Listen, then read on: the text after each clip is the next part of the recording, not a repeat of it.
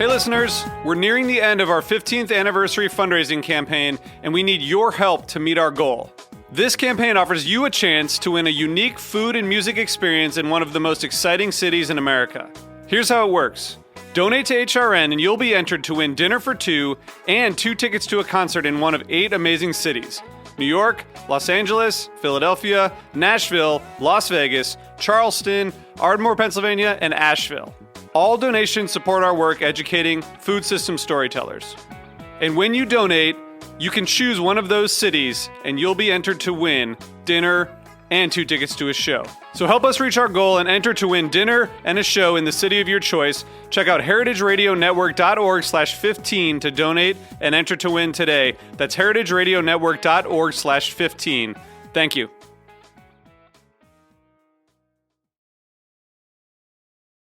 Today's program is brought to you by Whole Foods Market, a dynamic leader in the quality food business, a mission-driven company that aims to set the standards of excellence for food retailers. For more information, visit WholeFoodsMarket.com. I'm Erica Wides, host of Let's Get Real, the cooking show about finding, preparing, and eating food. You're listening to Heritage Radio Network, broadcasting live from Bushwick, Brooklyn. If you like this program, visit heritageradionetwork.org for thousands more.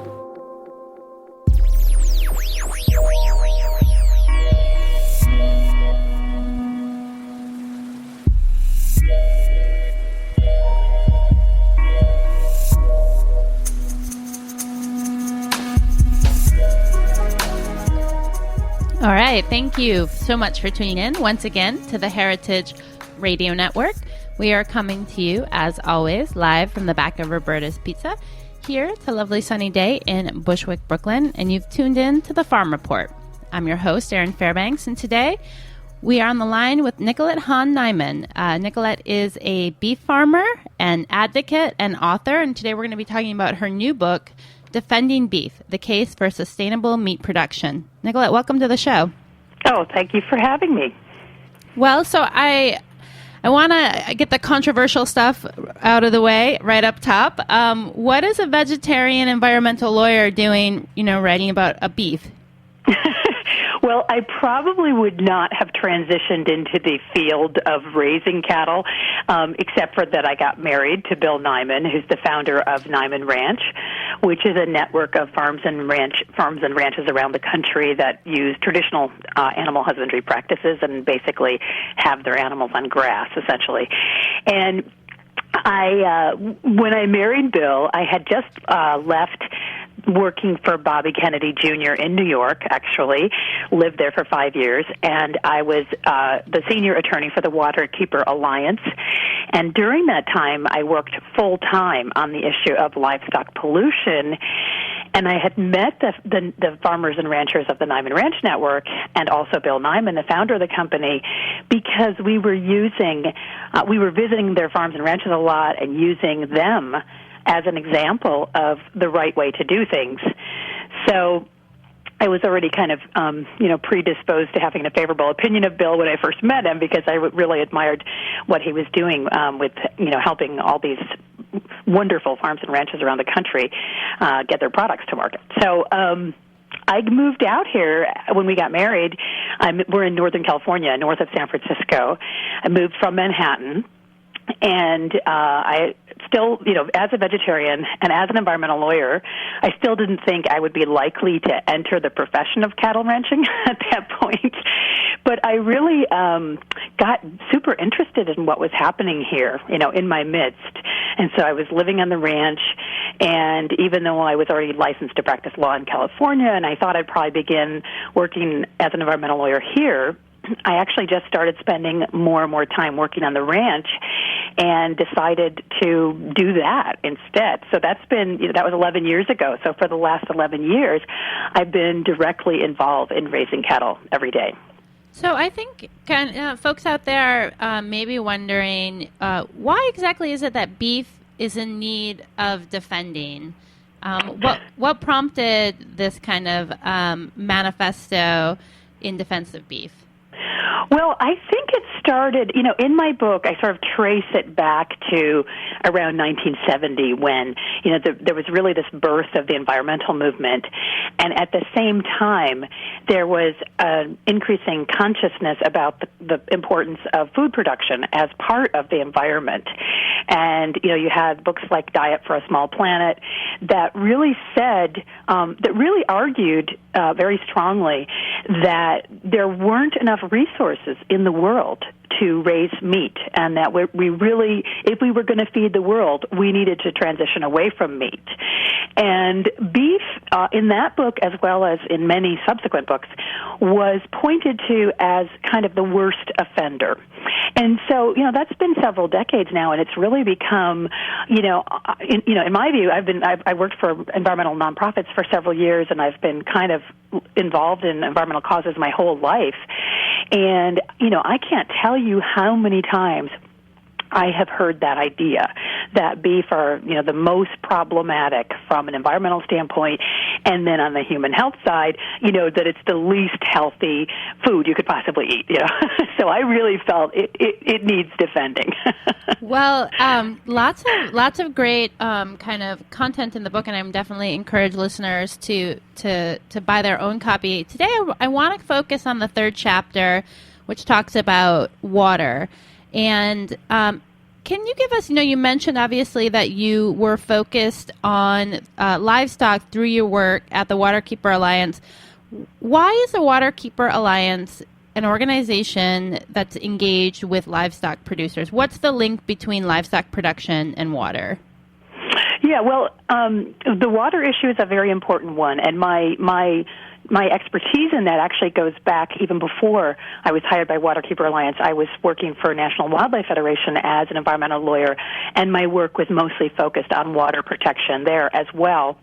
When I came to Waterkeeper, Bobby Kennedy had already he was very frustrated by what he was seeing around the country, lots and lots of pollution, water pollution especially, that was directly attributable to concentrated livestock and poultry and dairy operations, and he really didn't feel that any of the major environmental groups, and certainly no governmental agencies, were doing much to address the problem.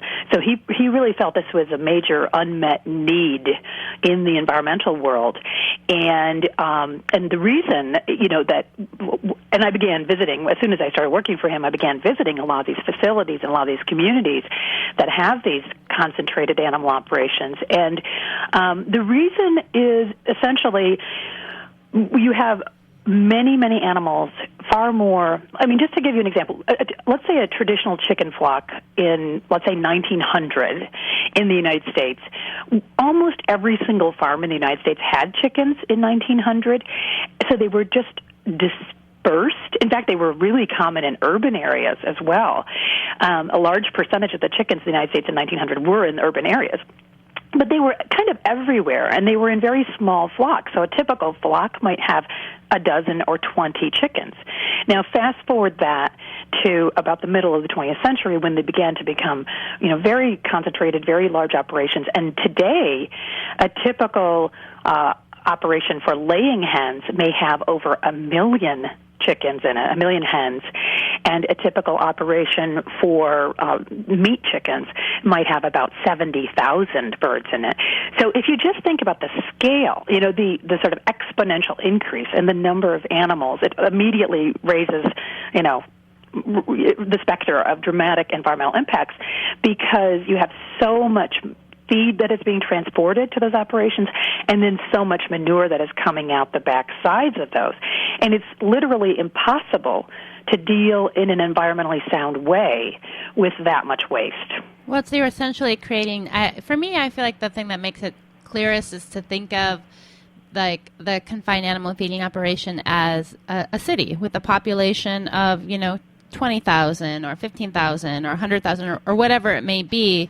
Especially when you're looking at beef cattle, they're obviously like by volume much larger than humans. And if you can think about the infrastructure that's set up to deal with our waste, I think it doesn't take too long to get to what's happening with the waste products for these animals. So Except for, I want to interrupt for just a second. There's a really important distinction that I talk about in a lot of detail in my book between the way beef cattle are raised and the way other species are raised.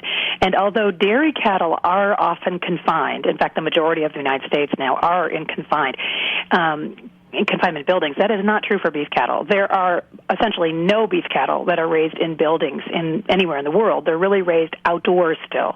So that's a very important distinction, both environmentally and from an animal welfare perspective.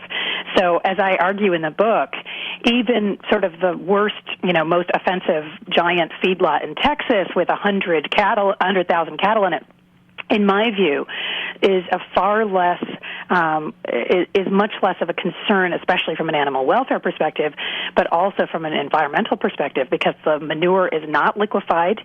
It is treated as a solid, and it is there. I explained it in quite a bit of detail in the book, but there are far less risks to the environment from that kind of a setup. So I just want to, note that I actually view the poultry and the pig and the dairy structure, the way those are raised, as far more environmentally problematic than beef. And that's one of the myths I dispel in the book. And it's because you can't raise beef cattle in the same type of confinement arrangement, or why is that? It could be done, right. But it's not economical, so it isn't done. Just like goats and sheep are raised outdoors, basically those are grazing animals, and it's not because cattle ranchers are so much nicer people than dairy farmers or something like that. It's really just about the economics. It just makes a great deal more sense to have the animals actually out on grass grazing. All of the mother cows in this country that are raised for beef are on grass. All of the bulls, all of the calves. And only when they reach a certain level of maturity do they even go into a feedlot, and some don't ever do that. So there's an enormous amount of beef cattle that are on grass. A large percentage are always on grass, even when they're not raised totally for grass-fed beef. And of those that then do go to a feedlot, they still spend a large portion of their lives on grass. And then again, when they go to a feedlot, they're still outdoors in a comparatively uncrowded environment. When you compare that, again, to chickens, pigs, dairy cows, etc. So it's just, to me, that's a very important distinction. So can you help us paint a picture? So like a feedlot, the transition from the calves being like out on grass, and then at a certain point they come onto a feedlot, and why is that? Like, at what point do you go from point A to point B? Well, the typical beef that's raised in the United States today, and it is. Again, it's important to distinguish what geography you're talking about. This is kind of a uniquely American system. There are some other parts of the world where feedlots are used, but the norm the world over actually is to have the cattle entirely on grass. And I kind of talk about that in detail in the book as well. But looking just at the United States, so if you look at the U.S., at a certain age, it's typically around a year.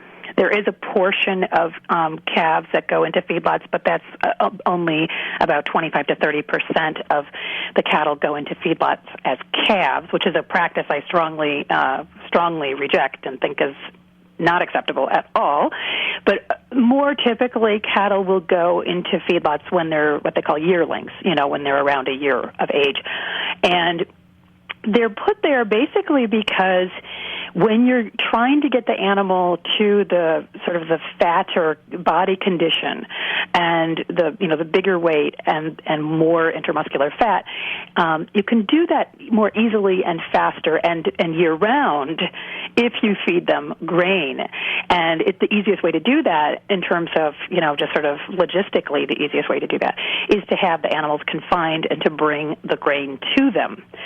So in my view, there is nothing inherently wrong with feeding some grain to cattle. Our own cattle that we raise are totally grass-fed, but I think there is a time and a place for some grain feeding in certain geographies especially. But the problem is the idea has really been taken to an extreme, in the modern feedlot. You have, huge numbers of animals. You have, again, often they're brought in, they're too young, and they're fed a very high-energy ration when really they should still be grazing, especially when they're at a younger age. And that can lead to health problems, et cetera. So there are a number of animal husbandry reasons not to do that, and from an environmental standpoint, it's problematic because the crops that are raised to feed to cattle and feedlots are extremely environmentally damaging. Yeah, well, that's where I wanted to kind of go next is, kind of talking about the conversation around water, and one of the spaces that at beef I think stands out as far as like getting a bad rap is the statistics that are always put out there that, it's that beef production requires such a high volume of water that's completely unsustainable. And you hear these kind of crazy facts and figures, and you see them repeated in a bunch of places. And I think one of the most interesting, components of your book was where you kind of took us through what all is like included or not included in that. And I want to tuck into that, but we have to take just a short station break. So hang tight. When we get back, we will tread into those waters, so to speak. You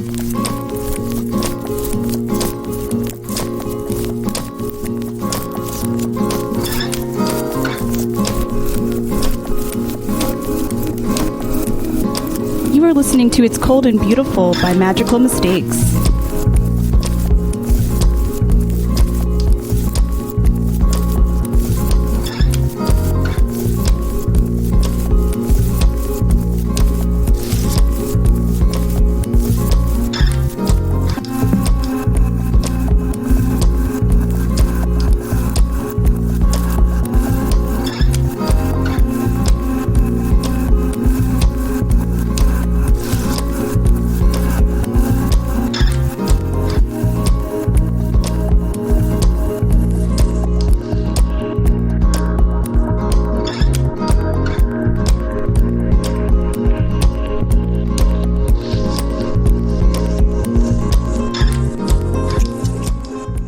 Today's program has been brought to you by Whole Foods Market. Are you a locavore? Our Northeast regional forager for Whole Foods Market sure is. She spends her time traveling around the New York City metro area sourcing the best new or interesting artisanal and handcrafted local products for our purchasing teams at the local store level. Part of our commitment to our local suppliers includes assisting them with the process of getting their products sold at our stores. Whether it's suggesting packaging designs, pricing, or distribution methods, she's helping some of the area's best new products reach savvy shoppers at Whole Foods Market stores. Today, New York. Tomorrow, the world. For more information, visit WholeFoodsMarket.com. Hey, my name is Betsy Andrews, executive editor of Saveur magazine, and I am hanging out at the coolest, most delicious place in the world, heritageradionetwork.org. All right, we are on the line with Nicolette Hahn Niman talking about her new book, Defending Beef, The Case for Sustainable Meat Production. So talking about water, in, what is it, I'm on page 85 here, you state that a well-managed grazing does not cause water pollution, and that the overall effect of grazing cattle as part of a food system is a net positive for water in terms of both quantity and quality. Yes. Can you give fill us in on some of the details there? So I think obviously in the first section of the show, if people are just tuning in, you made the distinction between the way beef cattle are raised in comparison to dairy animals or the poultry industry or the pork industry. So why is it that beef is still kind of like lumped in this negative environmental space? And is there, I'm assuming that there are people who are like offenders as it relates to kind of water quality, but as like a general assumption or in the volume of production, that's not an issue, or just break it down for us because I'm like a little unclear. Well, okay, there are a couple of major issues. I actually, in the water chapter, I sort of break it down into quantity and quality concerns.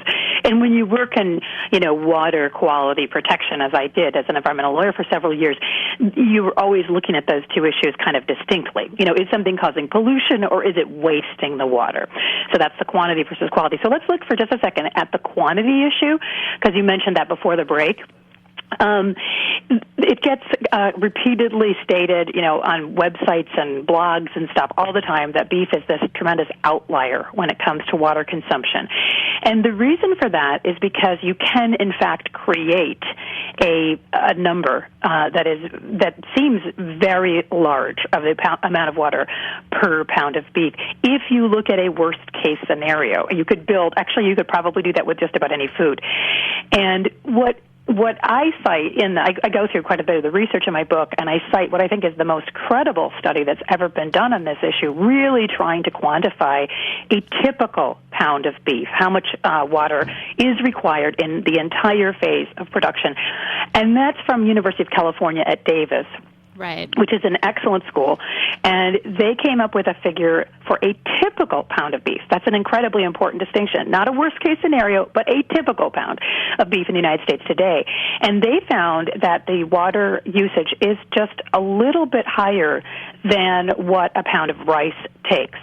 Now, rice is a fairly water-intensive food as well.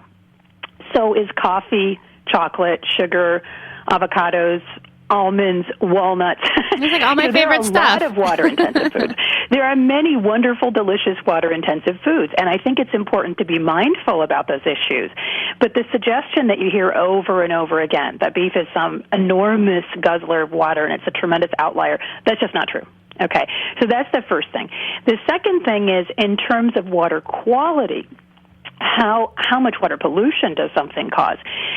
Beef production is incredibly variable depending on how it's done. So just like with almost any other human activity, if it's done well, it'll have a totally different impact than if it's done badly. And there are, lots of people will claim that, beef production causes erosion or causes, water pollution. But in reality, a well-managed grazing operation is probably one of the most protective uses of land, human uses of land, in terms of water, because you will keep a very dense vegetative cover, which protects the soil. It keeps it in place, and it also creates a below-ground environment that's like a sponge, and it holds the water. So there's been very good research on this around the world showing that the total annual rainfall is much less important in an area than how, the condition of the soil, the health of the soil. And when you have healthy soil, you will keep that water in the environment, and that's actually a lot more important. So drought-stricken regions and water-stressed regions that have well-managed grazing will actually be very well served by that. And it's actually more protective of water than most other forms of agriculture and human uses. So that's a really, really important thing for people to understand. Why is it? I mean, where does this come from? Like, why is it that beef has been the target, do you think? Well, I kind of trace the history of a little bit in defending beef, but I really think it's just a series of, sort of books and, advocacy pieces that have, I read the book Beyond Beef by Jeremy Rifkin that he wrote, I think, about 15 years ago or so. I read it about 10 years ago. And, it basically says that literally every bad thing on the planet is because of cattle. His wife is a vegan, and then he became a vegan, I think, at some point. And people love to say that. I mean, it makes a great story. And I think the reason why beef has been so, kind of this favorite target of a lot of sensational journalism is because it was, up until just a couple years ago, it was the most consumed meat in the United States. Right. And it was always considered the most desirable. Because beef has always been more expensive than other meats, and it is a luxury meat in some parts of the world where they don't have enough grazing area to raise it. So there's something really appealing about making the case that it's a horrible thing that, is the cause of all evils. And especially because in the United States, we had the iconic hamburger. I mean, it's just something very sexy about knocking it off its throne. Yeah, it's in a weird way. It's like, I don't know, like anti-American, but it feels very. The conversation feels very like bandwagon-y, and I think that's a thing you see in media a lot, and it's always something that is, you have to be careful where you're repeating kind of like facts and figures, and especially when you're looking at agriculture production, there's so many different kind of systems at play that I think it's hard. Honestly, it's like hard for consumers. It's hard for people in the media to keep up on all of those, moving parts. So, it's great that I feel like it's great that you put out this resource for folks. And I want to ask you, when we think about the beef industry, for me, I always think about the relationship between dairy animals and meat animals, and the fact that kind of, biologically, even if you're a dairy breed, if you're a male, you don't fit into that system. Did you look into at all kind of the overlap of the dairy system and the beef system, and where those two kind of play nice with each other, or is there a system that is set up for the male dairy animals that is similarly environmentally beneficial to the beef production systems that you outline? Well, most people, I've met quite a few vegetarians over the years that did not understand, the real role of egg-laying hens and dairy cattle in the food system. So it might be important just to make sure that's clear to people that are listening. All dairy cows end up in the beef stream. In fact, up until a few decades ago, about 50% of U.S. beef came from dairy cattle. That number is quite a bit lower today because we actually have far fewer dairy cattle in the country today than we did 100 years ago or 50 years ago. And the reason for that is because of various things that have made the per-animal production much higher. But in any event, there's a big overlap between the beef industry and the dairy industry because all dairy cows end up as beef. Now, you mentioned the beef calves, the dairy calves, the male calves, not only all end up as meat. They all end up as meat, but the ones that are males have no role in a dairy, right? So they either become veal, which is the typical approach that's done in Europe, for example. But there's not nearly as much veal consumption in the U.S., so there are various different things that are done with male dairy calves, and some are raised to maturity and sold as meat. And I have no objection to that, but unfortunately, in fact, I think that's great. But unfortunately, in a lot of cases, those male dairy calves, are directly sent to a feedlot. That is a situation where you have calves that are literally never on grass. Those are not beef calves. All beef calves are on grass. But those dairy calves sometimes go directly to a feedlot, which is really unfortunate. So anyway, there's a lot of overlap. And, my argument in the book is that really all cattle, both dairy cattle and beef cattle, should be on grass to the greatest extent possible. It creates better, healthier food. It creates better, health for the animals, and it's definitely better from an ecological standpoint. And as a consumer, when I'm, getting a hamburger at kind of the local pub, I have no way to tell unless the proprietor lets me know, whether it's a dairy cow that this hamburger came from or whether it was a beef cattle. And I think, too, that is when you get into kind of other concerns around labeling and production line and transparency. But I want to, I guess, highlight that there's a distinction there. Yeah, and actually, there's absolutely nothing wrong with beef from dairy cattle, but the problem is that when you use the beef from conventionally raised dairy cows, okay, I'm not talking about the organic dairy cows, that's a whole different set of issues, but conventional dairy cows, which is the majority of the dairy herd in the United States, there's very little restriction on what they can be fed, and there's quite a lot of things that are added to the feed and so forth that people might not want in their food chain. So That's the trouble, and in Europe, where you had an enormous number of mad cow disease cases, there's almost none of it in the United States. The total number of dairy or cattle in the United States had mad cow disease is something like 5 or 7, I think. So it's tiny. But in Europe, they had a huge problem with it, and it was mostly from dairy cattle because those are the ones that are fed a lot of feeds. They're not grazing nearly as much, and mad cow disease is transmitted entirely through the feed. So there's just a question of sort of the purity of the food that's being created, and if you want to eat beef that I think you can be really confident doesn't have objectionable additives in the food stream, I think the best thing is to get totally grass-based beef, whether it's from dairy cows that spent their whole life on grass, which there are some, not a lot, or beef cattle that spent their entire life on grass. That way you can kind of avoid all of the concerns about feed additives and hormones and other things, because people that are raising their cattle entirely on grass don't use those things. Don't use those things anyway. Well, obviously we're bringing up here more questions than anyway, for me, bringing up more questions than maybe we're answering in making a case, I guess, for the purchasing of your book. But we are just about out of time. I wanted to touch on just like one more area that I thought was interesting.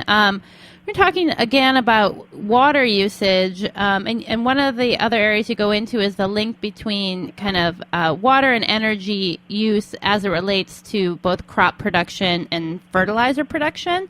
And I'm wondering if you could just outline briefly kind of when we're talking about kind of the inputs for beef, like how we think about crop production and fertilizer. Like, I think that's the thing that doesn't pop immediately to mind, that, these are the other areas I need to be thinking about when I'm thinking about my beef. Why is it that you chose to highlight these?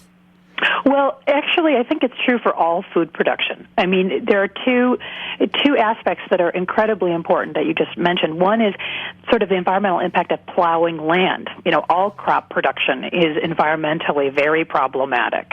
I have a quote from Wes Jackson in the book where he says the single greatest damage that humans have done to the globe is by plowing it, And he's a great agricultural thinker for those of your listeners who don't know who he is, but he's the founder of the Land Institute in Kansas. And, plowing is just problematic. So whenever you have to raise crops to feed the animals, or even just raise crops for direct human consumption, you have to worry about these issues of erosion and soil contamination and soil loss. When you're growing those crops, it's also very typical in the United States. The vast majority of crops are raised using a lot of agricultural chemicals. So there's also the concern of, chemical contamination, and the dead zone in the Gulf of Mexico is mostly due to crop production in the upper Midwest because of these issues, because of the chemicals and because of the erosion that it causes. So to me, this is all part of the necessity of the grass-based agricultural system that I think we need to move toward.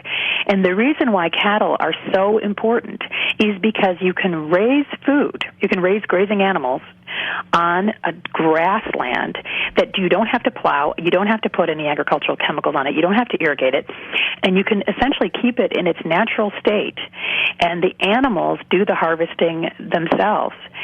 That's actually the environmentally optimal place for food production.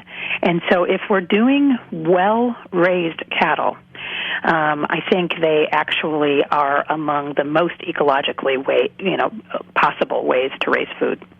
Nicolette, thank you so much. It was really a pleasure to chat with you, and I'm excited to make my way through the rest of the book. Appreciate it. Thank you, Erin. It's been a real pleasure. For folks out there who want to learn more, definitely check out Defending Beef, The Case for Sustainable Meat Production, available wherever fine books are sold. Definitely way more in there than we were able to touch on today. Also, lots of, I feel like, empowering information for those kind of round the dinner table conversations with your non-meat eating friends and your environmental friends, and just a great kind of toolkit for unpacking a lot of what's happening in agriculture today. So definitely check that out. This show, like all 39 of our weekly programs, is available for free. You can find us on iTunes or Stitcher Smart Radio. Definitely subscribe if you like it. That's a big help to hosts like myself. Leave a review if you have comments or questions or feedback. And I hope that you also check us out by visiting the website, www.heritageradionetwork.org. If you like what we do, we are a member-supported organization, so click that donate tab and become a member today. Thank you so much for listening, and stay tuned in.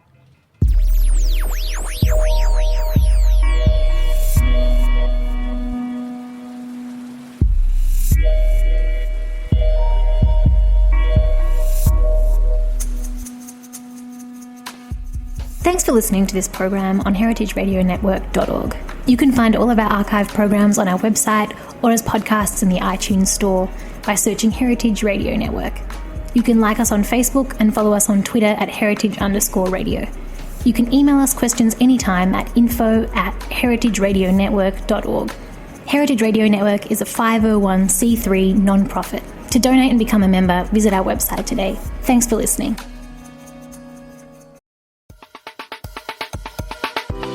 I want to tell you about a new podcast called Amuse News. Publishing multiple days a week, Amuse News is your source for food news, interviews from around the food world, and more. On the show, we'll be engaging with food storytellers, from chefs to advocates to people working in the field, and many more. Find Amuse News wherever you get your podcasts. Amuse News is a destination for everyone who's looking for a new, insightful look into the world of food.